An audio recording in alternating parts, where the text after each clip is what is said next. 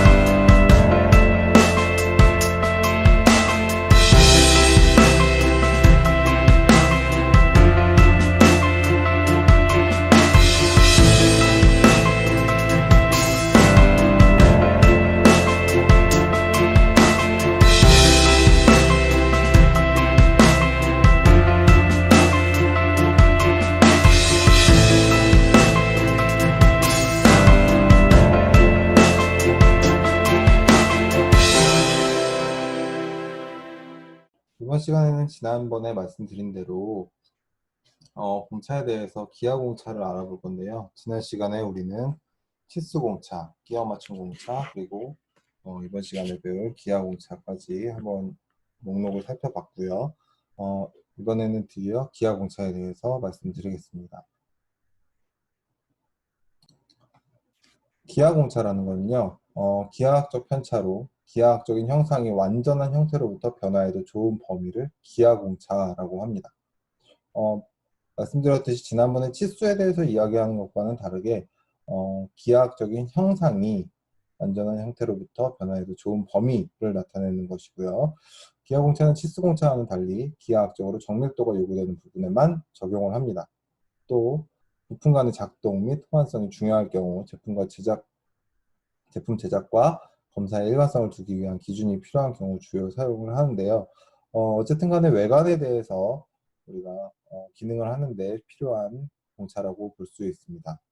적용 범위는 도면에서 도시하는 대상물의 모양, 자세, 위치, 편차, 흔들림, 허용값입니다. 그러니까 모양이나 자세, 그 다음에 위치나 흔들림이라고 보시면 되는데요. 어떻게 위치해 있느냐, 어떻게 모양을 가지고 있느냐, 똑바르냐 아니냐, 수직이냐 아니냐, 위치가 정확하게 맞느냐, 흔들림은 없느냐 라는 거를 나타낼 수가 있는 거고요.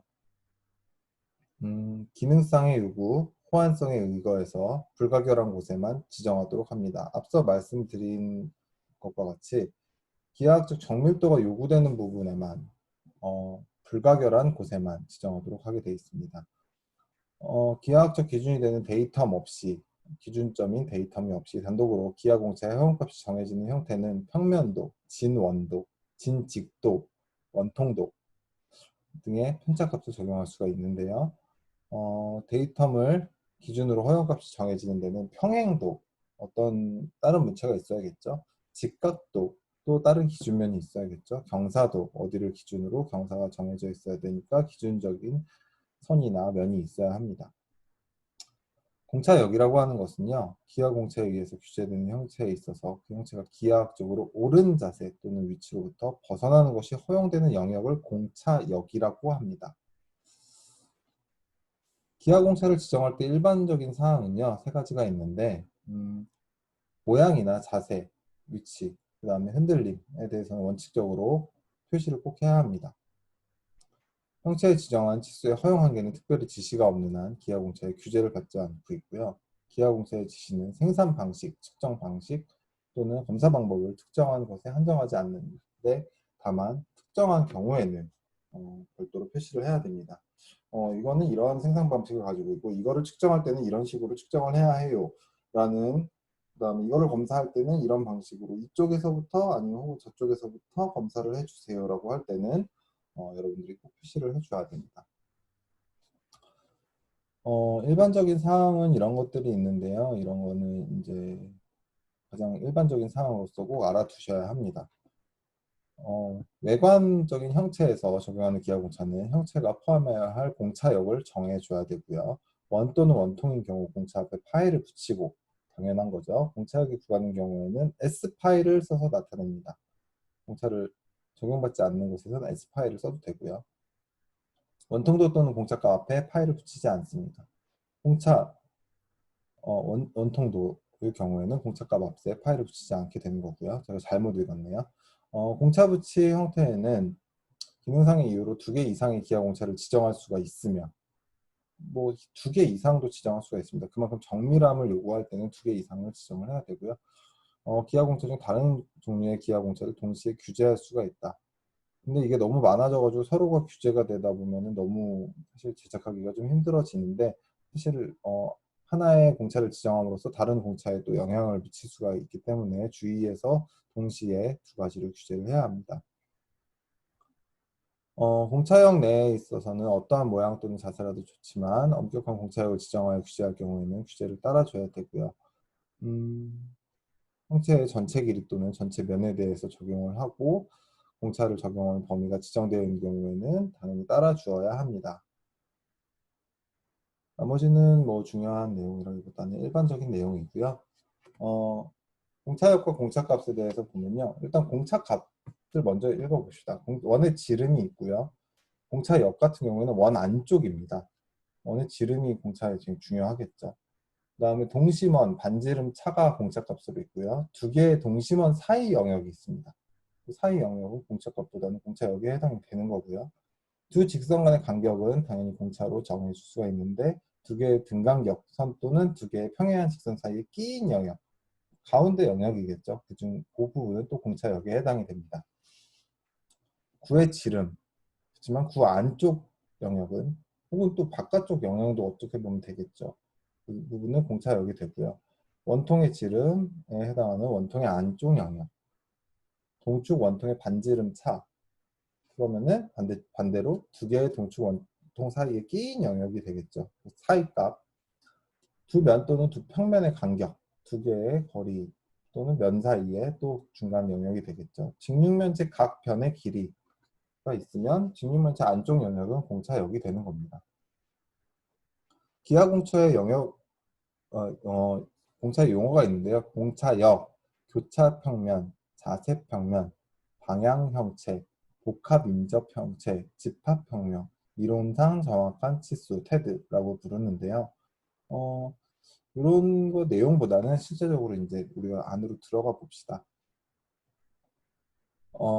다음 그림은 치수공차만으로 규제된 핀과 구멍의 형상을 나타내는 것으로 치수공차만 조립되었도록 공차가 주어져 있다. 구멍이 최소 20파이, 핀이 최대 20파이로 부품이 제작되었을 때 치수상으로는 조립이 될 수 있으나 형상이 다음 그림과 같은 경우 조립되는 조건은 다음과 같다. 구멍에 핀이 조립되는 조건, 구멍 지름보다 핀 지름이 작아야 한다. 핀에 구멍이 조립되는 조건, 핀 지름보다 구멍이 지름이 커야 한다. 그러니까 이건 앞에 치수공차 할 때도 해드린 내용이잖아요. 근데 이제 치수공차로만 우리가 이야기를 해줬잖아요. 방금 전에도. 근데 핀의 형상이나 구멍의 형상이 이렇게 좀 우리가 생각한 것과는 다르게 나오는 경우가 있습니다. 이렇게 되면 당연히 조립이 되지가 않겠죠. 그래서 구멍과 핀의 치수공차와 기하공차를 동시에 써서 규제를 함으로써 형상에 대한 조립상의 문제를 해결할 수가 있습니다. 그래서 똑바르게 제작을 해야 되는데요. 진직한 형상에는 핀과 구멍에 치수공차만으로 규제하는 경우에 치수공차로 규제된 핀과 구멍은 이상적인 진직한 형상으로 제작될 수가 없습니다. 그렇기 때문에 핀에 규제된 치수공차를 만족시키면 부품으로 제작되더라도 조립이 안 되는 경우가 생기고, 그럴 때는 기하공차를 써서 규제를 해줘야 한다는 내용입니다. 그러면 지금 첫 번째 보면 치수공차로 규제된 핀과 구멍, 어떻게 보면 되게 잘 되어 있는 것 같잖아요. 치수공차로 규제된 변형 핀과 구멍, 또 잘 되어 있는 것 같잖아요. 그 다음에 진직도 공차로 규제된 핀과 구멍, 여기는 이제 치수 공차가 아닌 기하 공차가 지금 들어가 있는 것을 볼 수가 있습니다. 그러면 여기가 이제 진직도가 딱 맞아야지 우리가 생각한 것과 똑같이 나온다는 겁니다. 그렇기 때문에 사실 이게 진직도를 정확하게 표시를 해주지 않으면 틀리게 나와서 구멍에 조립이 안 되는 게 치수 때문이 아니라 형상이 잘못 나와서도 여러분들은 도면 작성자로서의 책임을 져야 하는 것입니다. 핀과 구멍에 조립이 될 때 구멍 최소 지름이 30.0이고 핀이 29.98이면은 뻑뻑한 조립산 상태가 된다고 합니다.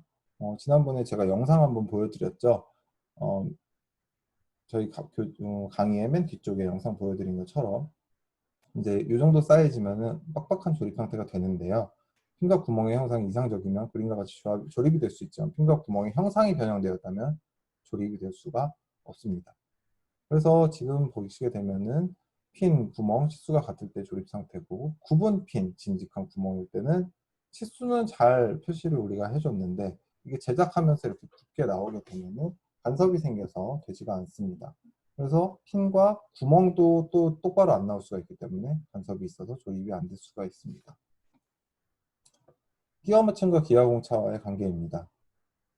여기는 지금 30.02이고 29.98인 걸 계속 사용하고 있는데요. 0.04만큼의 사이가 있기 때문에 헐거운 끼워 맞춤으로 조립이 된다고 합니다. 형상이 이상적일 때. 그렇지만 형상이 조금 변형이 된다면 빡빡하거나 조립이 되지 않을 수가 있다고 합니다. 그럼 우리가 또 여기서 볼 수가 있죠. 이렇게 잘 되어야 하는데 잘 안 됐을 경우에 이렇게 조립이 안 될 수가 있으니까 우리가 여기다가 진직도를 표시를 함으로써 진직도를 규제를 해서 얘가 정확하게 직선이 나와야 해요. 직선이 나와야 해요. 그래서 이렇게 조립이 되어야 해요. 라고 표시를 해주면 정확하게 가공이 될 수가 있습니다.